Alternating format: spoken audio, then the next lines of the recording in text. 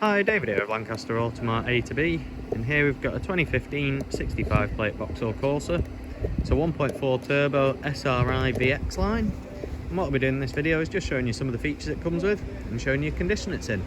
So first place we'll start is just driver's side rear wheel. Just so you can take the alloy design in.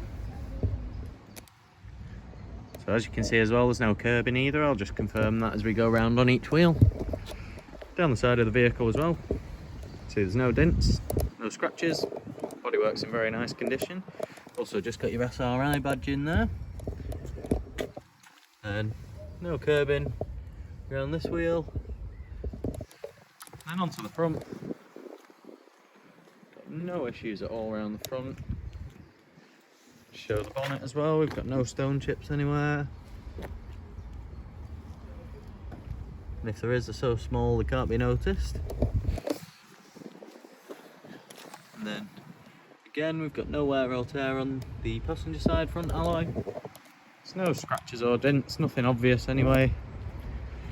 Do have to be honest as well, this colour does cover things like that up very well.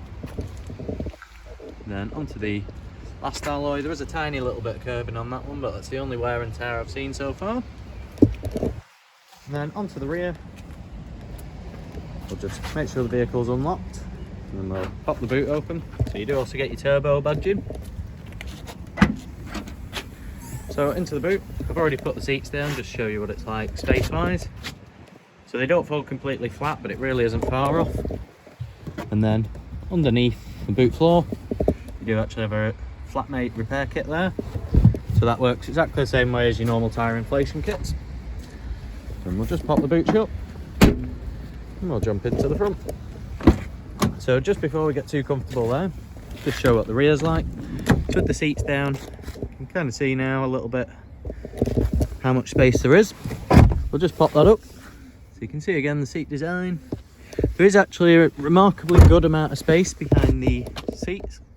So your rear seat passengers, maybe they won't want to sit in there for hours, but you could definitely do a couple of hour journey without any issues in there. But for the time being, and jump back in. So you do get electric windows up at the front, as you'd expect in a vehicle this age. You've then got automatic lights just located to the right of the steering wheel, and then you've got intermittent wipers up there. Just start the engine as well. I believe it does at the moment have a tyre inflation warning, but that is something that we'll deal with when our service department has a look, so don't be worrying about that. But otherwise you've got the mileage there of 73,139, so it's done roughly 10,000 miles a year, with it being a 2015 and now it being 2022.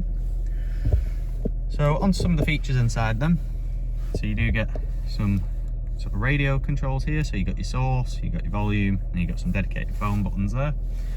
Over on this side you've got all your cruise control settings, including a limiter. You've then got your indicator stalk there, but this also has all your trip computer controls, so you can flick sort of up and down with that one there. You've got the set and clear on the end, and you've got a menu button there, so you can look through all the settings. Over onto the centre screen, you've got quite a nice infotainment screen, so what you can do, hit source, you can see you've got AM, FM, DAB, USB, auxiliary input and Bluetooth, so there's plenty of ways to connect your devices up. You just hit home as well. And so you've got gallery, which relies on your phone being connected. You've also got the phone again, as you'd expect, your phone needs to be connected. So it is very nicely laid out. It's pretty much set up to connect to your phone. Over on this side, you've got a city steering button there, an eco button. Below there, you've got all your sort of climate settings. So it's standard air conditioning, so you just hit the little aircon button up there. Make sure you've actually got the fan speed on, and there you go. Air conditioning working exactly as you'd expect. And just underneath there, you've got a 12 volt power outlet, USB socket, 3.5mm jack, and then you've got 6-speed manual gearbox, nice manual handbrake, and a couple of cup holders throughout. So it's a very practical little vehicle. Certainly won't cost much to insure. Tax should be very reasonable.